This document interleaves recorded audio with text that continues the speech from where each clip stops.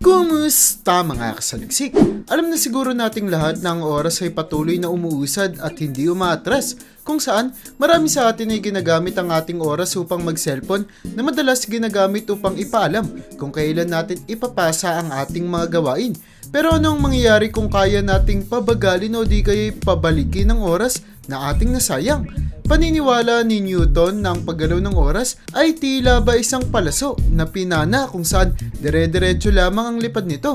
Ngunit winasak ni Einstein ng ganitong idea kung saan sinabi niya na posibleng magkaroon ng ibang itsura ang oras sa dalawang magkaibang tao. Kung kaya't para sa video natin ngayon ay maglalakbay tayo sa bilis ng speed of light para mapatunayan kung tama nga ba ang teorya ni Einstein.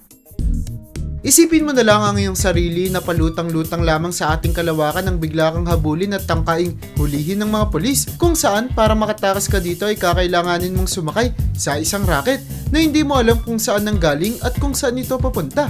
At sa kasamang palad ay dinalakan nito papunta sa isang black hole na pagpasok mo pa lamang ay agad mong mapapansin na mayroong kakaibang pagtakbo ng oras.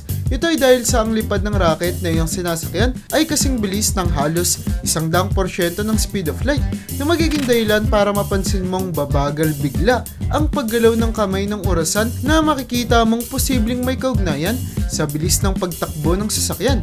Pero posible nga ba ito?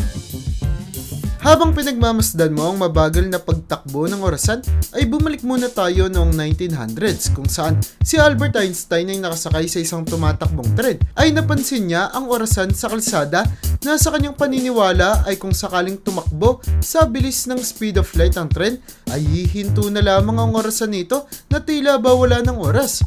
Mula dito ay naisip niya ang isang idea sa theory of relativity kung saan sinasabi niya na ang lahat ay relatibo o may ugnayan.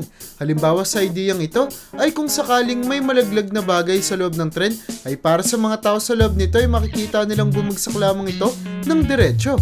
Habang ang nakakita ng pagbagsak mula sa labas ay makikita na bumagsak ito ng may curve na dulot na tumatakbo ang sasakyan. Paniniwala ni Einstein na ang lahat ay may kaugnayan sa isa't isa at kabilang na rin dito ang oras. Upang mas maintindihan pa natin ang idea ay kahit na manatili lamang tayo sa isang posisyon ay patuloy pa din tayong gagalaw sa ibang paraan na tinawag ni Einstein na movement in time. Kung hihinto ka naman ng 1 minuto ay makikita mo ang sarili mo na nasa 1 minuto sa hinaharap kung kailan ka nagsimula. At kung hindi ka naman kikilos sa lahat ng oras ay hindi ka gagalaw sa oras na iyon. Pero paano naman kung gumalaw ka kasabay ng oras? Ang mangyayari ay kasabay ng paggalaw mo ng espasyo ay gumagalaw din ng iyong oras na magiging dahilan para magkaroon ng nakalilitong pangyayari kung saan mapapansin mo na mas mabagal kang makakagalaw sa time kaysa sa iyong space. Dulot na sa pagbagal ng iyong paggalaw sa oras na iyon ay ang pagbilis mo naman sa paglipat ng espasyong iyong ginagalawan. Kapareho na lamang ito ng system of communicating vessels kung saan pag kumuha ka ng laman sa isang lagayan ay mapupunta ito sa kabila at vice versa. Kung saan ang pagbabago ng bilis ng ating paggalaw ay magbabago din sa mga nangyayari sa ating buhay. Magbigay tayo ng halimbawa. Kunyari may isang taong nakatayo sa istasyon at bigla na lamang may tumamang 2 kidlat sa kanyang magkabilang gilid. At dahil nakatayo sa gitna ang tao ay sabay naaabot sa kanya ang pagtama ng liwanag mula sa kidlat. Pero ang kakaiba dito ay pag ang tumingin sa nangyari ay isang tao na nasa loob ng tren na tumatakbo sa bilis ng speed of light ay makikita nila na ang unang tatama ay ang tumamang kidlat na mas malapit sa tren kaysa sa hindi. At dahil dito ay makikita na ang bilis ng pagtakbo ng isang bagay ay siya namang pagbagal ng kanilang oras na nagdudulot para magbago ang itsura ng mga pangyayari. Kung saan sa paglapit natin sa bilis ng speed of light ay makakagawa tayo ng tinatawag na time machine. Oo, posible ito. Pero sa kasamaang palad ay hindi pa ganoong ka-advance ang ating teknolohiya upang tumakbo sa bilis na ganito, kung saan ang pinakamabilis pa lamang na bilis na naabot ng tao ay hanggang sa 39,897 km per hour na 0.03% lamang ng speed of light. Bumalik naman tayo sa ating rocket na tumatakbo sa halos kasing bilis na ng speed of light, kung saan napansin mo na mas bumibilis pa ito, kung kaya't ang mga dumadaan na bituin na iyong nakikita sa bintana ay mayroon ng kulay na pula dulot ng acceleration. Mapapansin mo din na ang orasan ay unti-unti nang humihinto hanggang sa tila ba hindi na ito gagalupang muli. Pero alam mo ba na ang pagbilis lalo ng takbo ng sasakyan ay hindi isang magandang pangyayari? Ito ay dahil sa kasabay ng pagtaas ng bilis ng rocket ay ang pagtaas din ng mass nito at pagbagal ng oras, kung saan ang rocket ship na tumatakbo sa bilis ng 90% ng speed of light ay magkakaroon ng doble ng kanyang bigat, at ang lahat ng oras sa loob nito ay magiging kalahati na lamang. Dahil dito, ang sasakyan na tumatakbo sa bilis ng speed of light ay magkakaroon ng halos infinite na bigat, na magiging dahilan para kailanganin din ito ng halos infinite na amount ng enerhiya para mapatakbo na hindi matatagpuan sa kahit na anong uri ng rocket.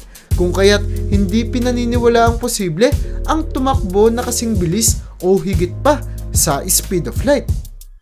Pero isipin na lamang natin na nagawa nga natin na maabot ang bilis ng speed of light, dulot na mayroon na tayong mapagkukunan kunwari ng infinite energy para makita natin kung ano nga ba ang mangyayari. Mapapansin mo na sa pagdungaw mo sa bintana ng tumatakbong rocket ship ay makikita mo na ang mga bituin ay hindi na natatanaw pa, at ang kalawakan ay magiging isa ng sobrang dilim na lugar na hindi makikitaan ng kahit na anong liwanag, dulot ng light waves ay hindi na umaabot pa sa iyong mga mata. Ang bilis kasi ng sasakyan ay umaabot na sa 270,000 kilometers per seconds, na nasa 90% pa lamang ng bilis ng speed of light, kung saan ang mga reflections ay gumagawa na ng nakalilitong itsura, habang ang kamay sa mga orasan ay hindi na uusad pang muli. Pero dahil may mga pulis ngang nanghahabol sa iyong rocket ship na sinasakyan, ay kakailanganin mong tumakbo ng mas mabilis pa, kung kaya't sa pagkakataong ito ay kailangan mo ng patakbuin ng rocket sa kaparehong bilis ng speed of light. Agad mong mapapansin na ang mga bala ng baril ay unti-unting titigil at bigla na lamang gagalaw pabalik sa kanilang pinagmulan. Pero hindi ang mga bala na ito ang dapat mong katakutan, kundi ang lahat ng particles sa ating kalawakan, mula sa hydrogen elements hanggang sa maliliit na meteorites, dulot na kaya na nilang tumagos sa katawan ng rocket ship na iyong sinasakyan. At habang iniiwasan mo ang mga particles na ito, ay napansin mo na lamang na ang rocket ship ay lumagpas na sa bilis ng speed of light, na talaga namang pinaniniwalaang imposible ng lahat ng eksperto sa kahit na anong panig ng ating daigdig, dulot na hindi ito kaya ng ating teknolohiya. Pero ang tanong, ano na nga bang mangyayari kung sakaling magkatotoo ang ganitong kaganapan? Mapapansin na agad na ang dahilan at resulta ng lahat ng bagay ay mawawala na ng saysay, at ang lahat ay tila ba gagalaw na ng pabalik sa kanilang pinanggalingan. Kaya't ang isang matandang lalaki ay makikita natin na bigla na lamang magiging isang adult, papunta sa pagiging isang binata, hanggang sa pagkabata na talagang baliktad para sa atin. Kung kaya't gumagalaw na tayo pabalik sa ating nakaraan, dulot na ang dahilan at resulta ay nabaliktad na. Pero hindi ka na rin magkakaroon pa ng oras para makapag-isip pa, dahil ang bilis ng speed of light ay mas mabilis pa kaysa sa bilis ng ating pag-iisip, na kaya lamang umabot sa 250 km per hour. Kung kaya't agad mo na lamang makikita ang iyong sarili na bumalik muli sa umpisa bago ka pa man sumakay sa rocket. At sa pagkakataon na yan ay hindi mo na ulit tatangkaing sumakay pa dito. Talaga namang hindi magandang idea ang mag-travel sa speed of light, lalo na kung ganito pala ang mangyayari sa atin. Kaya para sa'yo, nanaisin mo pa rin bang bumalik o pumunta sa hinaharap? I-comment mo naman yan sa baba. At hanggang dito na lang muna ang aking bahagi. Hanggang sa muli mga kasaliksik, maraming salamat sa panonood. See you in my next vid.